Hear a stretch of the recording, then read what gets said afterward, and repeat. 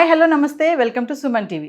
గత 25 సంవత్సరాలుగా వివిధ పోటీ పరీక్షలకు ట్రైనింగ్ గైడెన్స్ ఇస్తూ వేలాది మంది విద్యార్థులను గవర్నమెంట్ ఎంప్లాయీస్గా తీర్చిదిద్దిన ఇండియన్ అచీవర్స్ ప్రతిభా పురస్కార అవార్డు గ్రహీత, ఈనాడు కాలమిస్ట్, రేస్ సంస్థల చైర్మన్ డాక్టర్ జిఎస్ గిరిధర్ గారు మనతో ఉన్నారు. ఈ bank exams, SSC, CGL, railway ఇలాంటి జాబ్స్ అన్నీ కూడా సాధించడానికి ఎలాంటి టిప్స్ అండ్ సజెషన్స్ అంటే సలహాలు ఎలాంటివి తీసుకోవాలి సార్తో మాట్లాడే ప్రయత్నం అయితే చేద్దాం.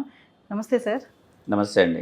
సార్, ఇప్పుడు బ్యాంక్, రైల్వే ఇవన్నీ ఎగ్జామ్స్ ఉన్నాయి, కాంపిటేటివ్ ఎగ్జామ్స్. ఈ కాంపిటేటివ్ వరల్డ్లో మరి ఇవన్నిటిని దాటుకుంటూ ఒక గవర్నమెంట్ జాబ్ సాధించాలి అంటే ఖచ్చితంగా టిప్స్ అండ్ సజెషన్స్ అనేవి వెళ్ళాల్సిందే.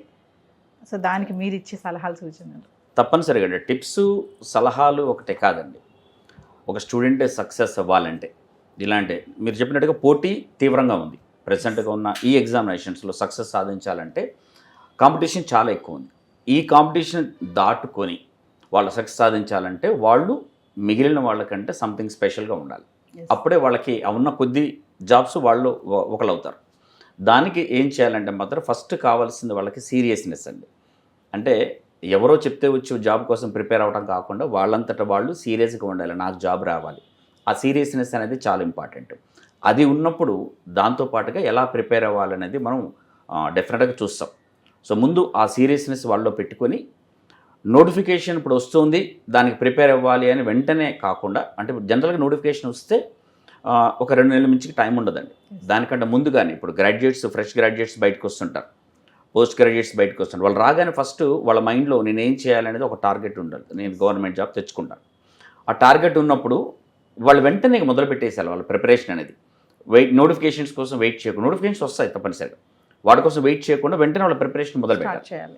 అది ఒక ముందు ఒక స్ట్రాటజీ, ఒక ప్లాన్ వేసుకోండి. నేను ఇలా చేస్తాను, నాకున్న టైం ఇది, దీనికంటూ చేసుకొని ఈ విధంగా ప్రిపేర్ అవుతానని ఒక ప్లాన్ వేసుకొని దానికి తగ్గట్టుగా వాళ్ళు మొదలు పెడితే చాలండి. మొదట కావాల్సింది beginning. Well beginning is half success అండి. సో అందుకని మొదట ఆ మంచి బిగినింగ్ అనేది మొదలు పెట్టేస్తే అటు ప్రిపేర్ అవుతూ వెళ్ళినప్పుడు వాళ్ళకి ముందు సక్సెస్ రావడానికి అవకాశం ఉంటుంది. సార్, ఇప్పుడు ఇవన్నీ కూడా ఒక యావరేజ్ స్టూడెంట్ సాధించాలి అంటే, లైక్ ఇప్పుడు బ్యాంక్ ఎగ్జామ్ కానీ ఇవన్నీ కూడా యావరేజ్గా అటు ఇటుగా చదివే స్టూడెంట్స్ ఉంటారు కొంతమంది, వాళ్ళు ఎక్కువ స్ట్రెస్ తీసుకోలేరు. అలాంటి వాళ్ళు కూడా గవర్నమెంట్ పోస్ట్ కొట్టాలన్న ఆలోచన అయితే బాగా దృఢంగా ఉంటుంది వాళ్ళకి. సో అలాంటి వాళ్ళకి మీరు ఇచ్చే సజెషన్? తప్పనిసరిగా అండ్ మీరు నోటీస్ చేయండి, ఒక యావరేజ్ స్టూడెంట్కి సక్సెస్ వస్తుందా అని మనం అనిపిస్తూ ఉంటుంది. బట్ సక్సెస్ వచ్చిన వాళ్ళలో ఎక్కువ మంది యావరేజ్ స్టూడెంట్సే. టాప్ స్టూడెంట్స్ అనుకున్న వాళ్ళు ఇప్పుడు క్లాసులో ఉన్నప్పుడు ఇక 90% పైన వచ్చింది, చాలా టాపర్ ఇది. ఆ టాపర్ అనుకున్న వాళ్ళందరూ కూడా వాళ్ళు ఒక టార్గెట్ ఫిక్స్ చేసుకుని వాళ్ళు వెళ్ళిపోతారు. ఐఐటీస్కనో, ఐఎమ్స్కనో, దానికనో ఏదో ఒక సక్సెస్ పెట్టుకుంటారు.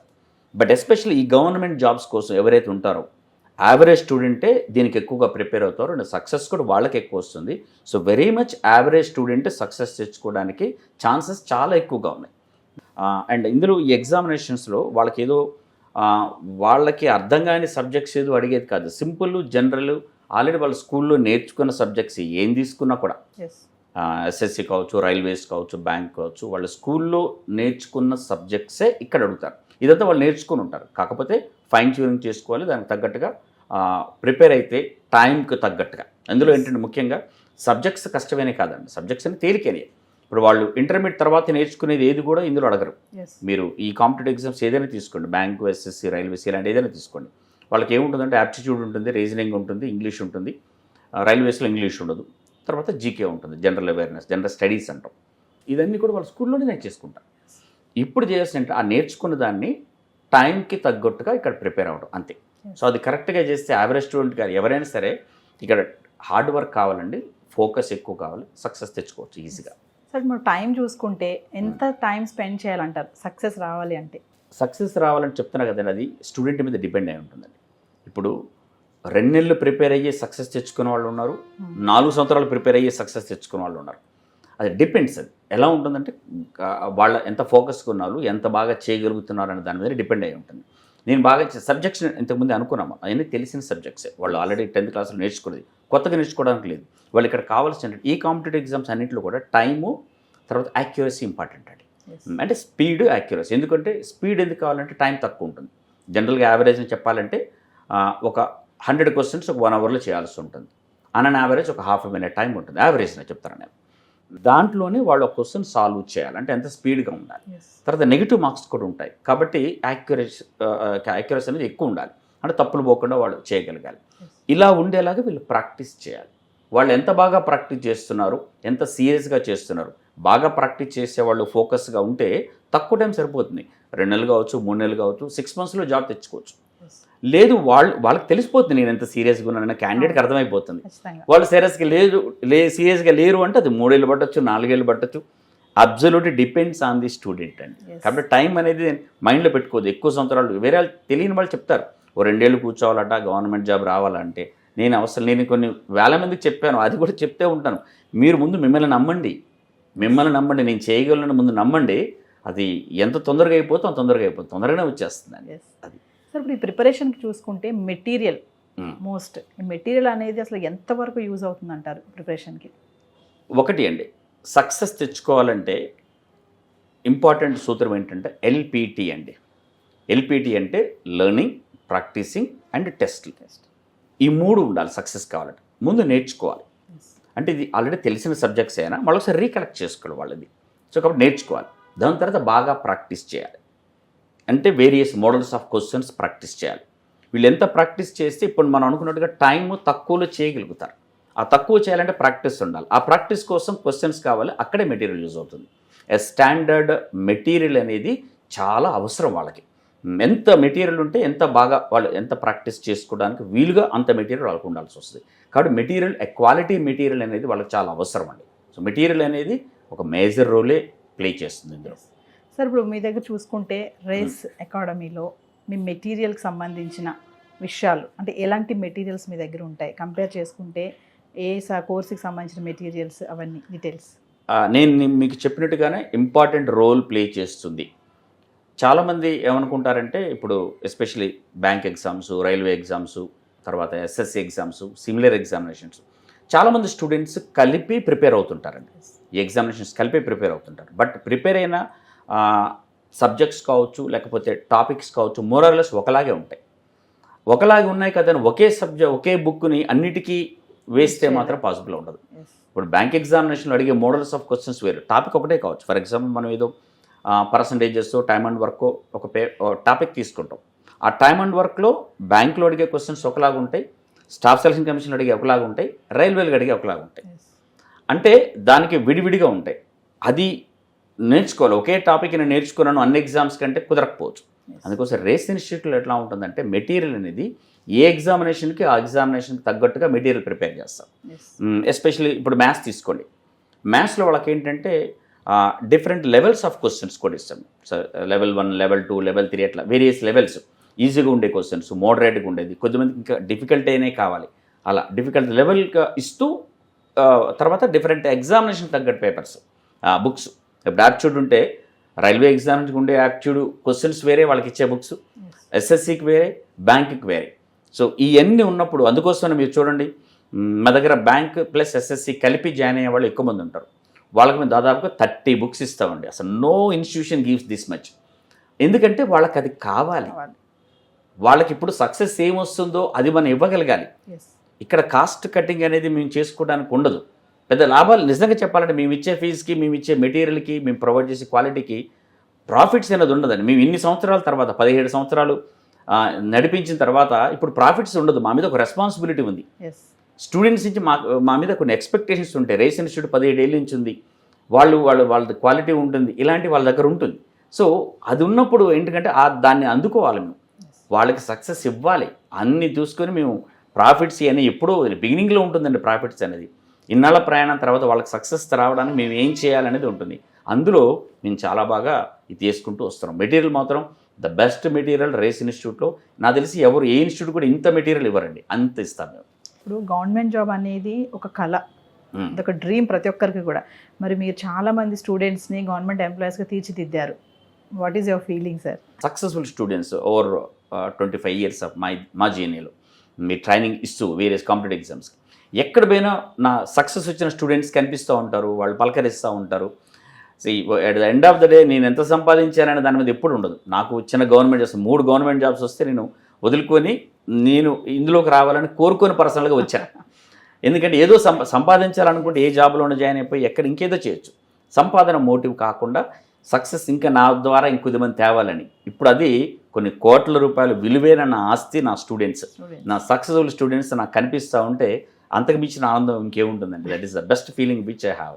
మీరు ఉమెన్స్ డిగ్రీ కాలేజ్ కూడా ఒకటి రన్ చేస్తున్నారు, సో దాని గురించి.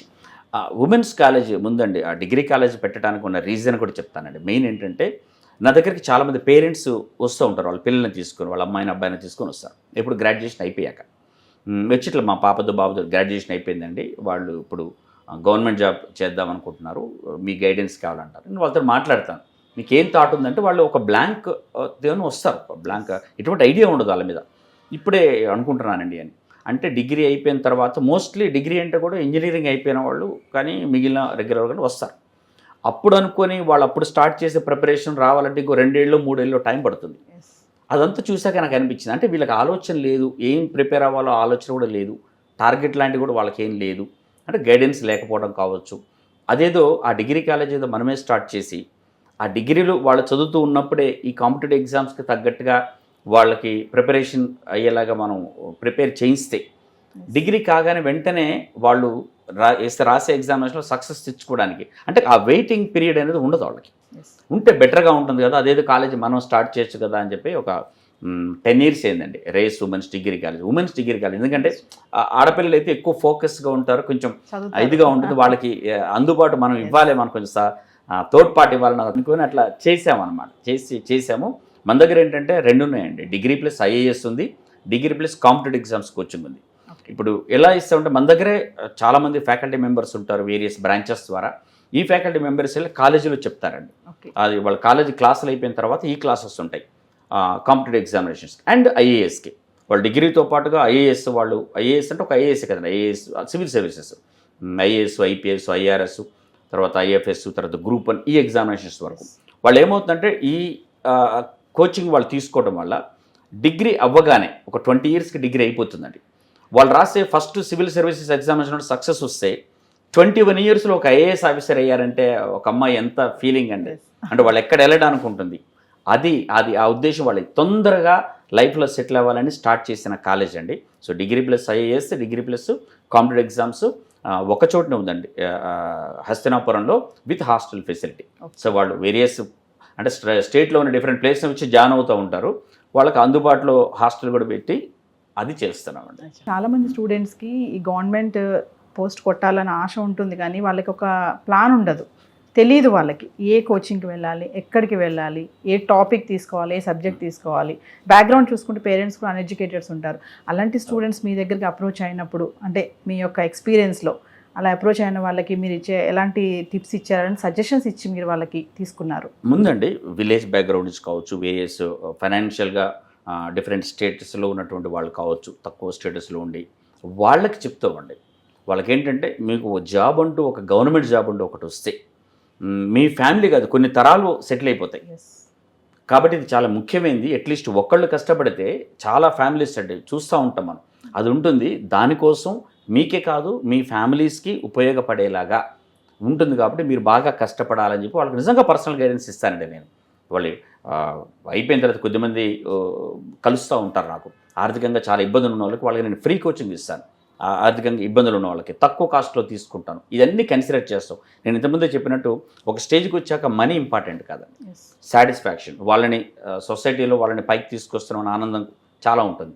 అలా గైడెన్స్ వాళ్ళకి చాలా ఇస్తాం. Bank coaching, SSC, CGL, railway ఇవన్నీ చూసుకుంటే అంత కలిపి కూడా మనం ప్రిపేర్ అవ్వచ్చా సార్? ఎలా ప్రిపేర్ అవ్వాలంటారు? ఒక కలిపి కంబైన్గా ప్రిపేర్ అవుతే కలిపే ప్రిపేర్ అవ్వాలండి. ఎందుకంటే వాళ్ళు ఏదో ఎస్ఎస్సిఓ రైల్వేస్ బ్యాంకు అంటే కొన్నిటికి అవకాశాలు ఉంటాయి, అన్నిటికీ కలిపి ప్రిపేర్ అయినప్పుడు అవకాశాలు ఎక్కువ ఉంటాయి. అండ్ మోర్ ఆర్ లెస్ ఏంటంటే ఒక 70-80% అన్ని కలిపే ఉంటాయండి. ఎస్పెషల్లీ ఈ ఎగ్జామ్స్ బ్యాంక్, ఎస్ఎస్సి, రైల్వేస్ సిమిలర్గా ఉంటాయి.